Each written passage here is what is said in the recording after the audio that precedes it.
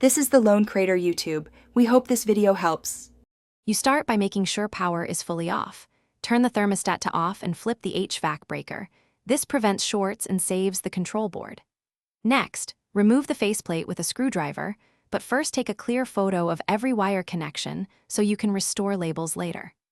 Once done, test the wires with a multimeter on the terminals to confirm no live voltage. This step confirms safety and avoids damaging the new thermostat when you install it. Now you remove the old thermostat core.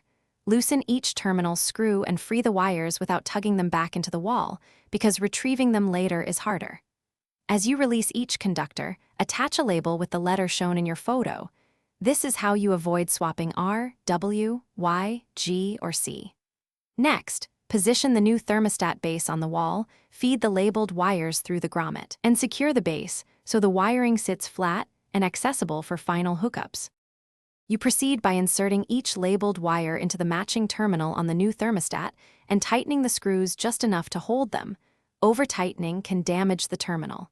Once all wires are seated, reapply power at the breaker. The unit should boot and guide you through setup for system type and fan behavior. Finally, run a heating and cooling test to confirm correct operation. If the thermostat won't power up, make sure the C-wire is present and that the breaker is fully on before troubleshooting further. Thanks for watching. Consider subscribing if we helped you.